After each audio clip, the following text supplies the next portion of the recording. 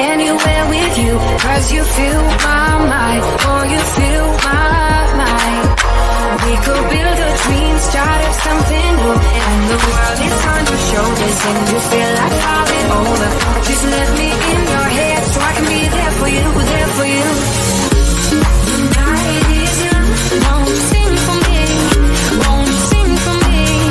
Till we fall asleep.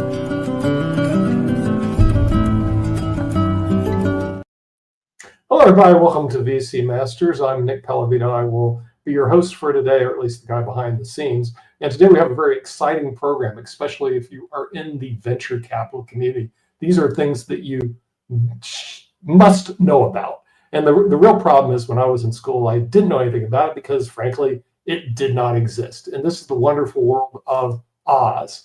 And if you don't know anything about the wonderful world of Oz, they're known as opportunity zones. And what it does for you, it allows you to exit your startup without having to pay taxes. Now, that's a big one. So with that, we're going to have a special guest, Blake Christian, who is a CPA and also has a master's in business and taxation. He kind of like specializes in this area. But first of all, we're going to bring in our interviewer host, who's a professor at Duke University Business School, Dr. Salman Azhar. I'm really excited about this show because listen, in the world of taxation, the last thing you want to do is to make a lot of money and turn around and give it to the federal government, the state government. Then you go, why did I do this? So it's not an area I specialize in, but we do have a guest from the Southern California area. Matter of fact, received his master's in tax from the University of Southern California, Blake Christian. So we're going to have you discuss this because I know everybody in the VC community needs to know this. Otherwise, you are working for the federal government, not one of my most favorite things to do. So we're going to take it away from there, Dr. Azhar, and see if we can help people out here in this world. Definitely. So lots of exciting things to learn today. So you've already probably heard of a lot of VCs moving out of California to Texas and Florida and other states to avoid state taxes. But what they don't do for you is avoid federal taxes. So this is kind of a program that is focused on specializing in legally minimizing your tax burden. And picture this. I mean, you invest in a company. So one of the companies I invested in is Amplitude. Amplitude exited and giving me 171x return. That's 171 times the money, which means that on 170 out of $171, I owe taxes now. And now that I owe taxes, I have a huge tax burden to bear that I have to pay immediately as soon as I sell these. So, approximately 20% of this is just gone. But actually, that's what you think. It's more than that because beyond a certain level, your taxes get taxed at your income tax level. So it becomes even a bigger burden. So what we are here to learn is how can we legally minimize the tax burden? And for that, we have our panelist, Blake Christensen. Blake Christensen, tell us, how can we legally reduce our federal tax burden? Right. So the Opportunity Zone program came in under the 2017 Trump Tax Act, but to give full credit, the program was actually, its genesis was under the Obama administration. They didn't get it pushed through Congress in time, so Trump inherited it and has, in usual Trump fashion, has claimed it as his own, and it's a big part of his economic platform. So in a nutshell, and it's interesting, the people that really crafted this whole program were mainly billionaires, and they had high concentration of founder stock in some cases, real estate concentration, and the typical millionaire billionaire strategy is hold on to it till you die, get a step up in basis, and leave your kids tax-free appreciated assets. But they said, hey, why don't we incentivize people to divest during their lifetime but we're going to put some strings, as most tax programs do. You can only defer the gain by investing into what they call underserved communities. And there's over 8,700 opportunity zone census tracts throughout the country, and they're distributed based on population. So California and New York have the high, and Florida have the highest number of opportunity zones. California has about 1/10 of them. And then you get a state like Utah that I operate in, and they, we have about 18 census tracts.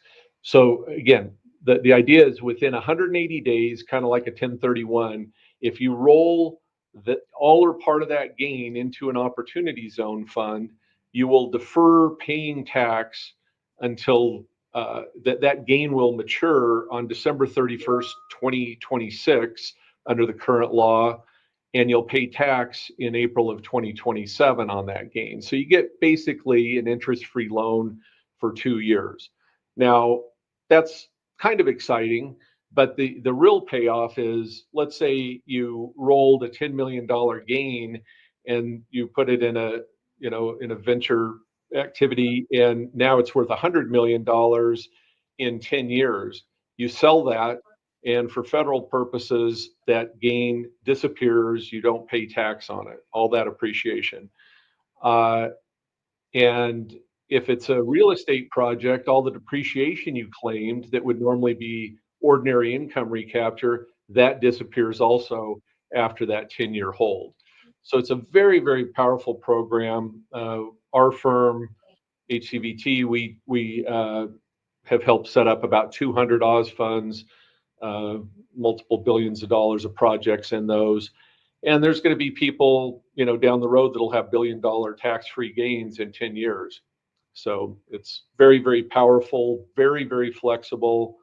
And I've been practicing for 45 years, and by far, this is the most impactful from a community development standpoint, as well as super beneficial to the tax investor.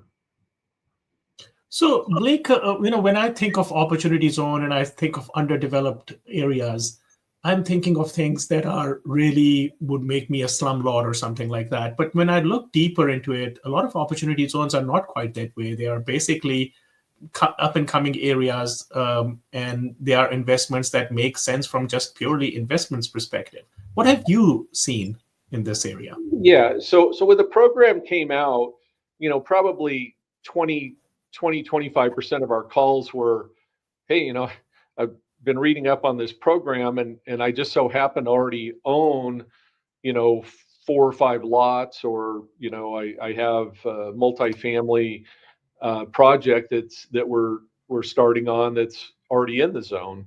And there were some effective dates that were kind of constraining. There's some related party rules that you have to work around. But for the most part, some people, as you're indicating, they kind of fell into their lap. And so you can still get some partial benefit, even if you already own the land.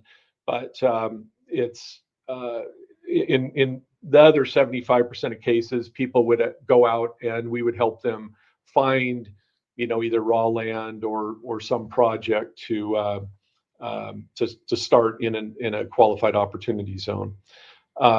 Obviously, with your background in venture capital, and that's one of the unique things with our firm, is probably 20 to 25% of our Oz funds have operating businesses within them. And I find that, and I said it from the outset, that's going to be the holy grail in the Oz investment arena. If you hit a grand slam in real estate, maybe you quadruple, quintuple your investment. In a venture capital situation, you might, as you said, you might get 171 times return, and that's really nice to get tax-free treatment on that. Lovely. So walk me through the scenario. So, let's say that I invest $1 million into a company, and when it exits, it is $100 million. So let's make it $101 million. So I have $100 million of tax burden now, or a capital appreciation burden that I would be taxed on. So how would the opportunity zone work in that case? What is the minimum I need to invest? What's the maximum I need to invest? And how do the numbers work out in the end? Right. So unlike a 1031 where you have to reinvest 100% of your proceeds, you only have to invest your gain. I know in this case it's almost all of the proceeds, but so if you wanted to defer your entire gain, you would have to roll $100 million into an Oz fund. Now that could be what we call a public Oz fund. It's not publicly traded, but open to the public to invest in. But 90% of our Oz funds are what we call captive Oz funds. So you just set up an LLC, generally a partnership, within 180 days, and you roll that $100 million into that Oz fund. Now you've started the process. You have started the deferral of that gain until December 31st, 2026. The $1 million that you originally invested, you can walk with. Again, unlike a 1031 transaction, so you can walk with that and not pay tax on it. And then there's along the way, every 6 months you have to make sure that you're in compliance under the Oz rules. They're not very burdensome, but you do have to walk a fine line to make sure that you're staying compliant. And also in the interim, for 31 months, there's what's called a working capital safe harbor period, and you can invest, in stocks, bonds, etc., while that money is, being sorted out for, either a real estate project or an operating business. But I highly recommend anybody that's a serial entrepreneur that is either a real estate developer or knows real estate developers that they trust, do your own, projects. Don't go and invest in a third party project because they're going to take 25-30% of the profits before you see anything. Yeah. So what about the compliance? Is that difficult to manage, or is that somebody like you would manage? Because I can't imagine managing, taking care of all the compliance issues when it comes to this. Yeah, about 25% of our work in this area is salvaging faulty Oz funds, because there are a lot of foot faults that you can make, and so that is something that we specialize in to make sure people stay compliant. And I can write a book on all the horror stories, but usually we can salvage them. Sometimes it takes a private letter ruling, which are pretty expensive, but and we do a lot of private letter rulings for other CPAs, and we're also back office support for a number of CPAs across the country because this is so highly specialized. I will tell you, I'm not trying to make it more, stressful or complex than it is. It's actually a fairly straightforward program, but you do have to monitor the investments and make sure you follow the rules. And there's, there's about 1,000 pages of regulations. The code is quite short, but there's a lot of regulations that came out over a couple of years. So is there a minimum holding period? So, I've taken my gains, I've put the $100 million into an Oz fund. Do I have to hold it for a certain period? And once I do sell it, what happens to that?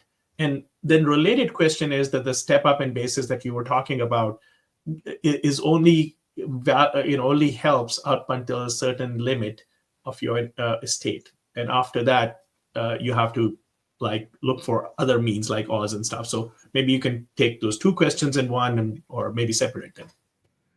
Right. So as far as the timing, you actually end up after you fund, let's say you funded, you had a December gain, you rolled it in March.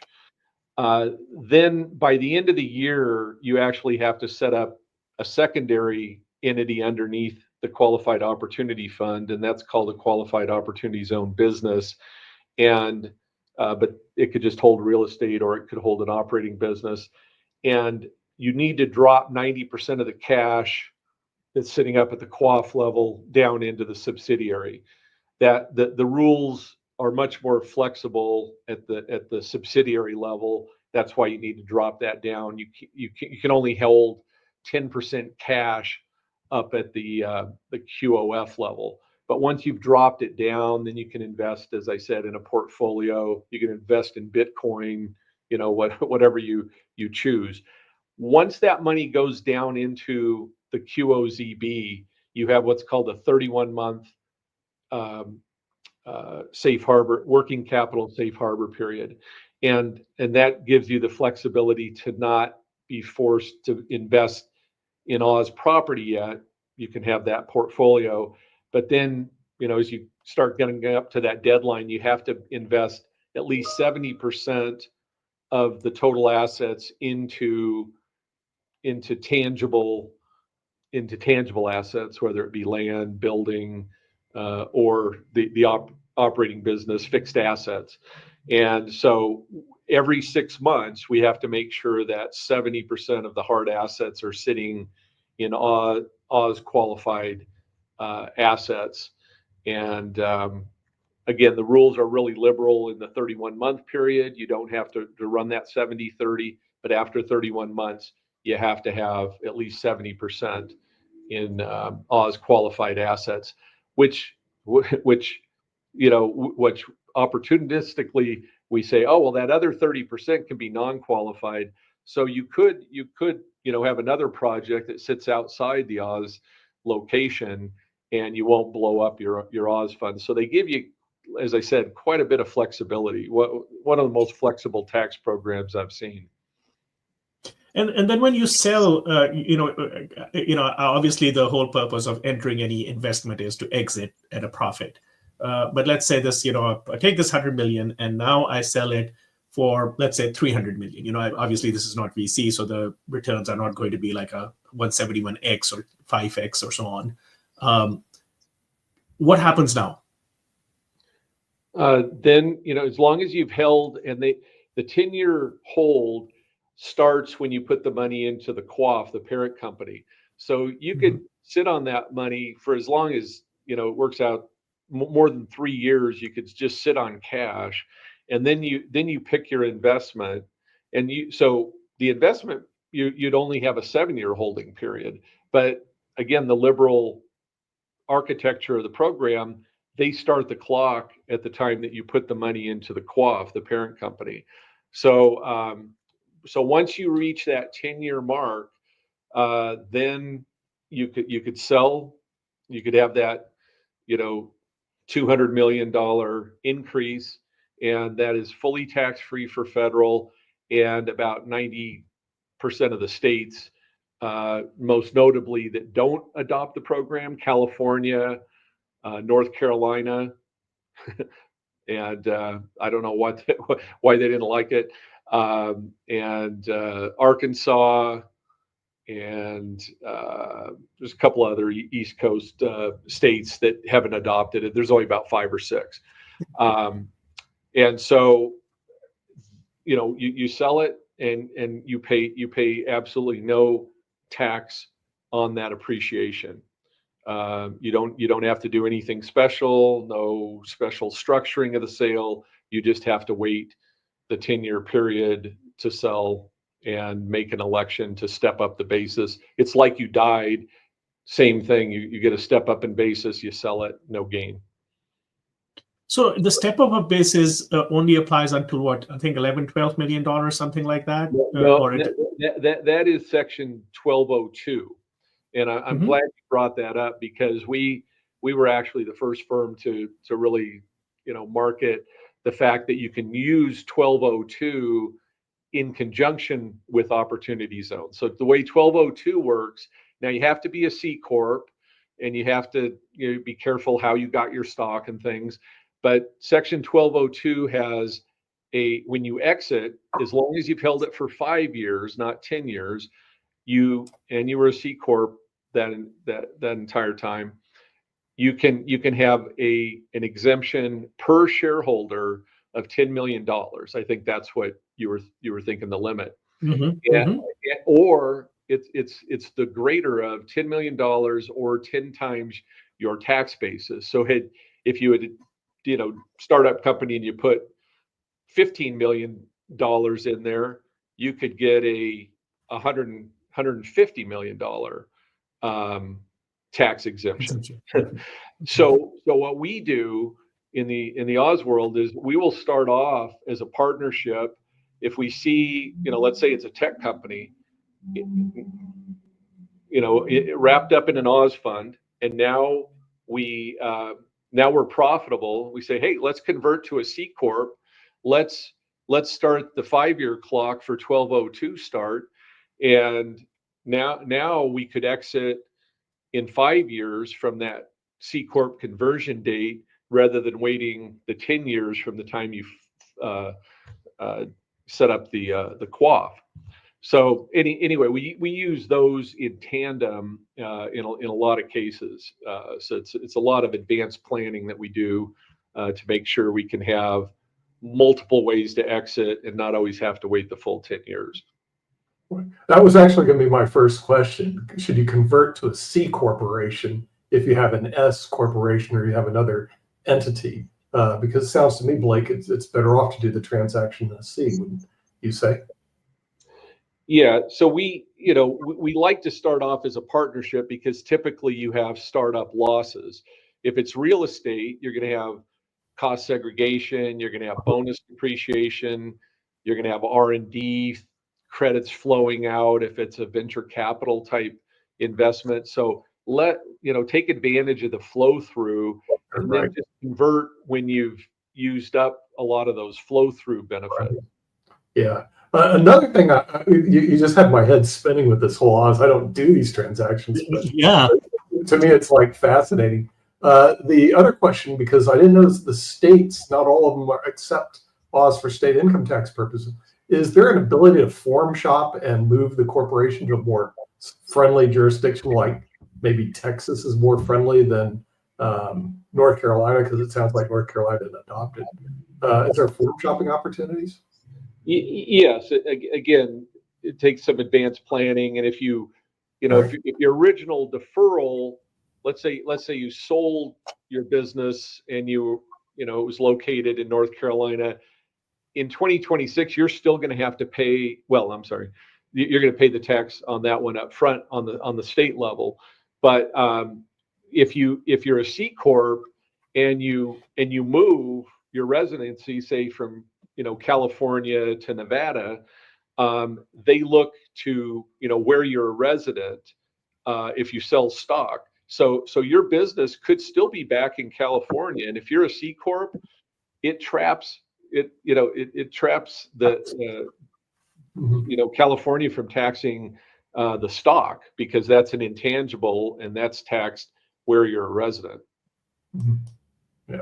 So this is all stuff that these people who do startups need to know about before they get involved in the startup. Do the partnership, then the conversion. Is that what's going on? Right. Exactly. So actually, the startup community, they should meet with you first to outline a plan before they just jump in and do something. What do you say? Yes. Yeah. That's what I'm. And we get a lot of situations. Venture capital guys come to us, and they've got a gain, and then the first thing we'll look at is, hey, do you qualify for 1202? Again, That's an area that there's a lot of footfalls where you fall outside the 1202, but then we, as a safety net, we say, well, we can still defer the gain. It's not as good as exempting it, but we can defer it for a couple of years. And I want to make sure I get this in here, that legislation has been moving for the last couple of years and just reintroduced in Trump's tax proposal, that they'll extend the Oz deferral period until December 31st, 2028. So you'd pay the tax in 2029. So you're going to see, if that goes through, which we're pretty optimistic it will, you're going to see a huge flood of new money come into the Oz arena.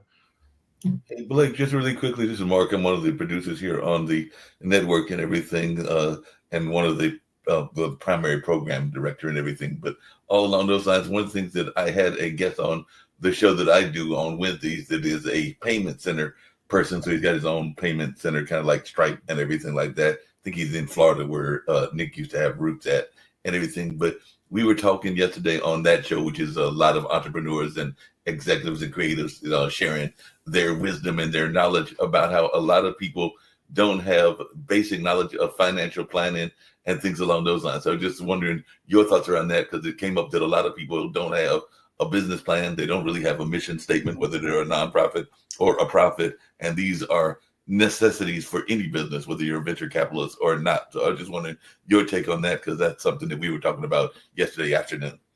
No, I agree 100%. And you know, to further complicate things, you know, startup businesses are short of cash, so they can't always, you know, hire a person like me or you know, and actually what I refer to them a lot is I'll say, hey, you know, you should go to the community college or you know, go to the university and talk to them, you know, get an intern, or, you know, some professors sometimes will help out. But you know, there's a lot of people that are willing to help, and you know, maybe sometimes they'll just take a piece of the action, get an equity interest, and do some of the work without cash payment. But yeah, they should, you know, I just see so many situations where it's, oh my gosh, if you would have just had a little better advice, you could have saved, you know, $20 million. Oh yeah. Just out of curiosity, do you find that it's a similar thing between nonprofits and profits? Because I know that most venture capitalists are not in the nonprofit market, but I think even in our main host, we did talk about how there are some startups that are still in that nonprofit space. So do you find that it's even a difference between nonprofits and profits into whether they are learning enough about having a mission statement and having kind of a business framework? Yeah, not nonprofits. It's a whole different world, and you know, people don't realize that, you know, it takes a long time to get your tax exempt status from the IRS. And then also just, you know, tremendous penalties and things if you don't operate it right. So I talk a lot of people out of going the nonprofit route and say, look, you know, we can manage your taxability. Let's just start off as a for-profit. And if you want to give away, you know, if your mission is to give your money away, contribute it. You can get you get your charitable deduction. You know, we can still have you pay no tax, but the constraints of the nonprofit status are pretty annoying. Yeah. So Blake, one just a kind of last question. So I put in $100 million. I exit the opportunity zone at $300 million. I have this $200 million. How is the tax treatment of this $200 million handled? Do I pay taxes? Do I not pay taxes? Do I pass it on? Do I get any break on this? After you've held it for 10 years? Yes. Yeah. So again, for federal, it's going to be completely tax-free.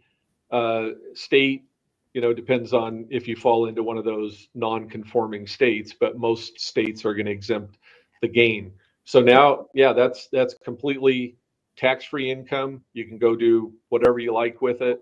And so one of the kind of misconceptions is everybody thinks, oh, as soon as they get 10 years to a day, everybody's going to liquidate their Oz fund. Well, most of our wealthy clients are, you know, the conversations with them is, hey, why don't I just keep holding on to this? Because, you know, if my real estate's going to keep appreciating, why should I sell it now? I've got it in this nice tax-free vehicle. It's like a Roth IRA. Right. But why don't you hold on to it until the end of the program in 2047? And it could get extended beyond that. So the very wealthy people are not looking for the tax-free exit. They're in 10 years, they're looking at it in 20, 30 years. right? And then they keep it in that status.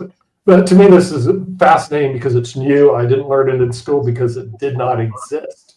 And so I think every VC, every person who does startups needs to know about this. And they need to get somebody like you on their team, Blake, because I know I'm doing a lot of business. I hire real estate attorneys for real estate. I hire immigration attorneys for immigration. I've got litigation attorneys. I always hire specialists who know what they're doing, because if you try to do it yourself, as they say, you have a fool for a client. But with that, we want to thank Blake Christian, our special guest, and also Dr. Salman Azhar at Duke University. And we'll see you next week on VC Masters. Take care. Bye-bye. I go anywhere with you, 'cause you fill my mind, or you fill my mind.